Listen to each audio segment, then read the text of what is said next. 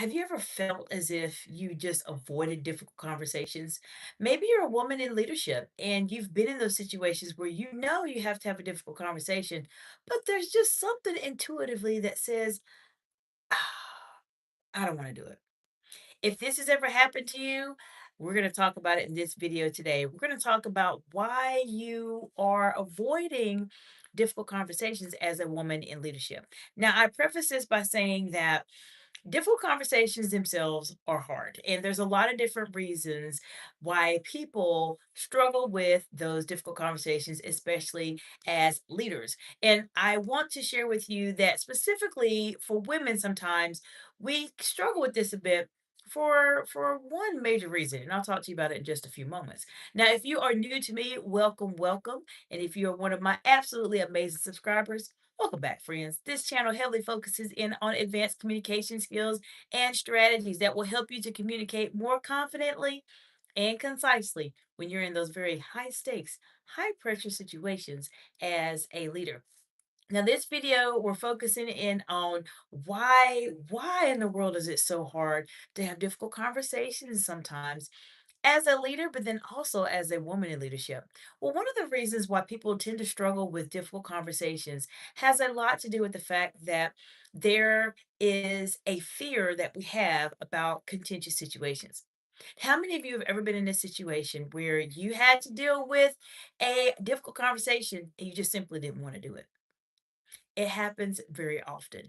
And the reason why this occurs is because typically, as individuals, we don't want to be in confrontations. We don't want to deal with all that. Some people like it, but most of us don't. And so that is one factor that comes into play when you're having a difficult conversation. Now, specifically for women, a lot of times when women, because many of us are just transitioning into some of the roles that have been mostly preoccupied by men in the past, that we don't want to come across as being aggressive or too argumentative. That happens a lot as women in leadership. But I want to share with you that even though this is the main reason why a lot of women in leadership try to avoid difficult conversations, sometimes it can be just the basics where we don't know what to say, we don't know how to say it. We may be in a situation where we're simply afraid. That can happen to you regardless of if you're a woman or a man. You may just be afraid. You just may not know how to handle those situations when they go in a negative direction. That may be a reason why. But I've seen a lot of women struggle because they don't want to come across as being too aggressive, too too argumentative in a situation. But I want to let you know that just because you're a woman, that does not mean you cannot have a difficult conversation with someone. You can still have a difficult conversation, but the key is how you have that conversation. That's what will make or break the difference, regardless if you're a woman in leadership or you are a man in leadership. There's a structure that I have here on the channel that I talk about in terms of how you have those difficult conversations. And we're going to talk about that in just a moment. Let me see what's going on in the chat. Hello, Johns. And I want to say I don't know the last part, what I'm gonna say, but hello, welcome. Hope you're doing well today. If any of you have ever struggled with having a difficult conversation and you were just wondering, well, why do I avoid having a difficult conversation?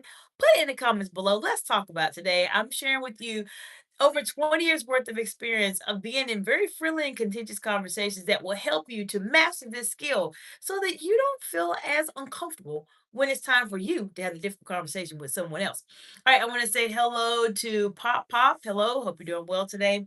There's a couple things that happen specifically as it relates to difficult conversations, and the structure of the difficult conversation that you want to have with someone focuses in on a couple of things. Before I go into that, I do want to say this week specifically, we have been talking about difficult conversations. If you have ever been in a situation where you did not feel comfortable having a hard conversation with someone as a leader, feel free to subscribe to the channel. I talk about this in a lot of detail here.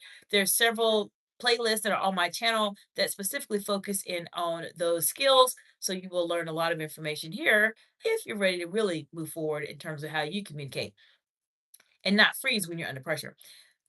The structure to having those difficult conversations that will make it not as difficult is to always start off with talking about something positive. Now, majority of the time when you are in a difficult conversation, and let me know in the comments below, or if you're watching the replay, when you're in a difficult conversation or you are the giver of the difficult information, there is typically a lot that we have to put into our thoughts to prepare for a difficult conversation. How many of you have been the person that had to give a difficult conversation to someone? Put it in the comments below. Maybe you've been the receiver of the difficult conversation. Put it in the comments below. Let's talk about it. But if you are the person that is delivering the information, think about something positive first. Majority of the time, when you are having a difficult conversation with someone, you have already prepared everything bad that you want to talk about, right? Everything that's bad. This person's not doing this right. They're not doing that right, and this, and etc. and etc. You have a whole list of things they've done bad. But what if you thought about having a difficult conversation in a bit of a different way? What if you decided to say, these are the things that they're doing really well? What if you start the conversation off with a question to say, how are things going for you in your role right now? And let them speak to you and give you some insight in terms of what they're struggling with. That is a secret that I share with my clients in a one on one setting. If you are in a leadership role and you are struggling with how you are communicating, maybe you are really avoiding these difficult conversations because you just do not have the right format in place to handle these conversations in a consistent way, then you absolutely want to reach out to me at exciteexcellence.org. I have multiple ways to support you, but we could start off with an executive strategy session first. Being able to navigate these situations is really important. Start off with something positive. How is your day going? How are things going in your role? And I have found that majority of the time when you are having those difficult conversations, if you ask the person, how are things going? If they feel comfortable enough with you to talk about it, they will let you know majority of the time what it is specifically that you want to talk to them about. Why is this such a powerful technique for you to incorporate if you are in those very highly visible roles? Because it allows the conversation to be in the form of a co-discovery, not necessarily where you are just sitting down with someone, reading off of a piece of paper or reading notes and saying, you did this wrong, you did that wrong, and etc. It allows the person to feel as if they can talk to you about what's going on with them, and you can co-discover with them and say, I noticed that you've been struggling with this. What do you think is going on? If you approach a difficult conversation to think about what they are doing that is very positive, ask them the question, how are things going? Be a person that is very empathetic in listening to actually what they are saying. It will allow the two of you to come up with a plan that will be beneficial to generate a better outcome. Now, I've seen different conversations come up over the years.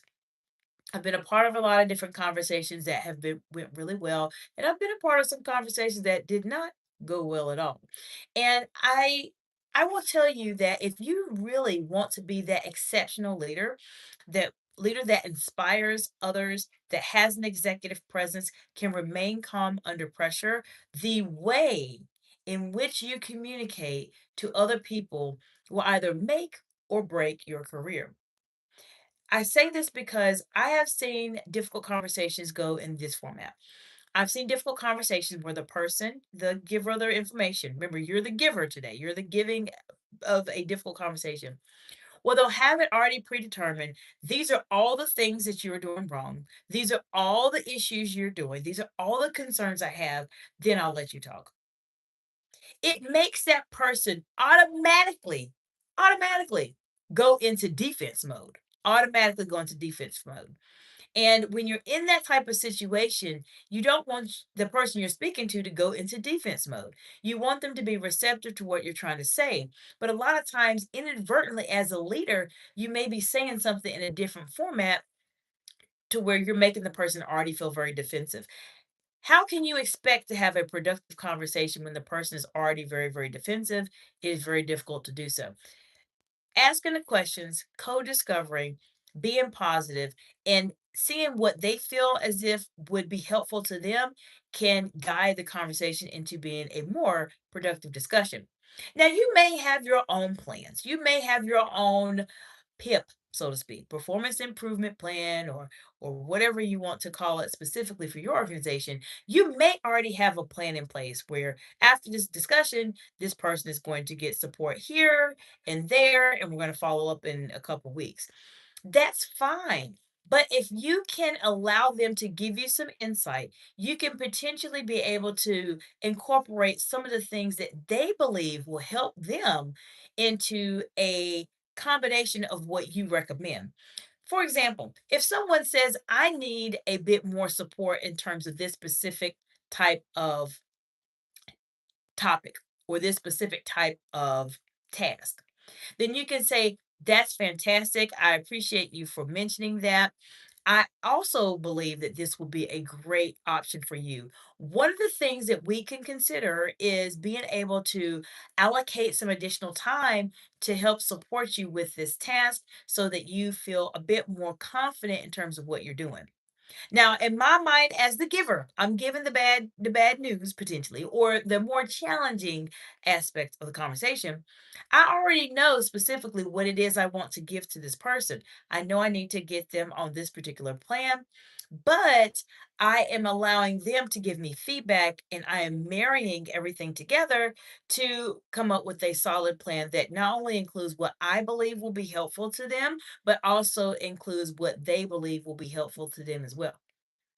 If you follow this overall structure, and there's a lot that I go into here on this channel specifically, therefore you want to definitely subscribe to the channel. If you like this information so far, definitely give it a thumbs up because it allows the information in the video content to reach other people that desperately need to learn how to master their emotions under pressure or communicate under pressure. But all of this coming together will allow you to be that person that stands out from everybody else. And if you happen to be a woman in leadership, as I mentioned earlier, oftentimes we are a bit more timid in terms of having those difficult conversations because we do not want to be perceived as being too aggressive or too argumentative and etc. But as I mentioned before, I don't want you all to think in that way. Just because you're a woman in leadership, you can still have difficult conversations. The key is the way you have the conversation. That's what's going to matter. Even though I focused in on the women in leadership, men in leadership can also use this information as well because it comes down to how you're having the conversation. If you take the average leader will do exactly what I told you at the very beginning. They will come up with their list of all the things, all of them that you are doing incorrectly, that are wrong, that are issues, that are problems, and they're going to read to you off a laundry list of why you are not working out. You can do that if you want to be the average leader. However, if you want to be the exceptional leader that stands out from everybody else, that is able to have difficult conversations and turn them around to something positive, that is, my friends, why you want to subscribe to the channel and definitely work with me directly because I will help you to be that leader that is more optimistic, more positive, that people welcome conversations with, whether they are really good or whether they are really, really challenging. I can help you to be that type of leader. Now, you may be thinking to yourself, there's no way. Difficult conversation is a difficult conversation. There's no way you can change it. Think about it a little bit differently. What if I told you I could help you be able to master difficult conversations to where they were easy and they were very productive, and all parties left with some insight in terms of how to move forward and support your businesses, your organizations, and etc. What if I told you that? Would you believe me? Take a look at my live tab where I talk a lot more about pushback, handling pushback from individuals, managing your emotions under pressure, your eye contact, and etc. All of that will help you on your journey. Take a look at the playlist that I have on the channel. There's several playlists there that can help you. But one of the key things about difficult conversations is to approach it in a very different type of way. Do not, if you can help it, please, after you've watched this video, don't go back to being the average leader. That just brings out a laundry list of all the things you're doing wrong and camouflaging that as a difficult conversation when in actuality it wasn't a difficult conversation. It was a conversation where you were only speaking to a person and not allowing them to give you feedback in terms of what they think may be able to help them. Be that leader that stands out from everybody else.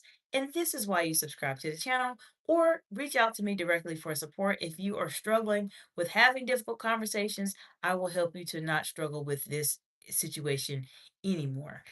There's a lot of things that we've been talking about this week, especially as it relates to difficult conversations. If you are one of my amazing subscribers, I have hit a milestone this week. We are over 900 subscribers on the channel, very, very close to the big YouTube milestone of being at 1,000. And I want to just mention to you all that I appreciate you so much for being here and just wanting to enhance how you're communicating in a way to where you're not only enhancing how you communicate, but you are enhancing other friends, colleagues, other generations by the skills that you're learning on this channel. I appreciate every single one of you. And it means so much to me that we are so close to this very big milestone of having 1,000 subscribers on this channel. This channel itself has over 1,000 videos on it that are dedicated to high stakes, high pressure communication. Many of you know my mission here, and my mission is to build the largest high stakes, high pressure communication content library for leaders on planet Earth. And having over 1,000 videos here on this channel is a great way to start. But a lot of this information would not be here without you. Without my subscribers, without you all giving some really great topic suggestions and insights and dialogue in the discussions that we have. I appreciate you all so much for just being a part of this journey, this amazing journey that I'm on here. And I will tell you that I'm just starting. I know I go live about 8 times a week here on YouTube, but this is only just the beginning, friends. As soon as I get everything set up with my studio, you're going to see a lot of different type of content here that I know you all are going to appreciate so much. So I just want to tell you all thank you.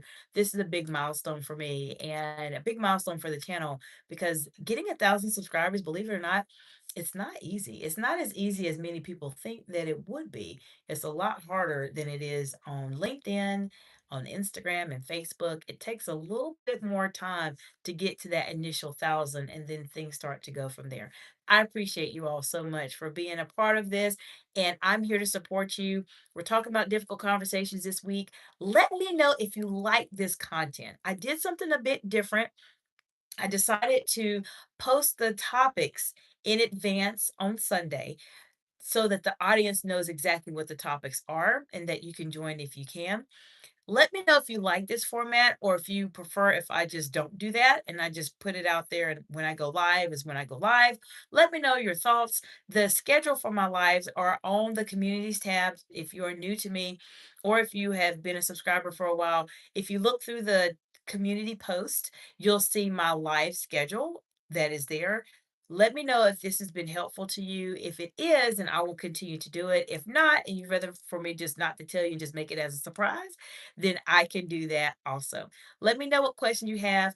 Please come to me for the hard things, the hard topics, the challenging situations you're dealing with so that we can work through them together. And I will see you all in the next video.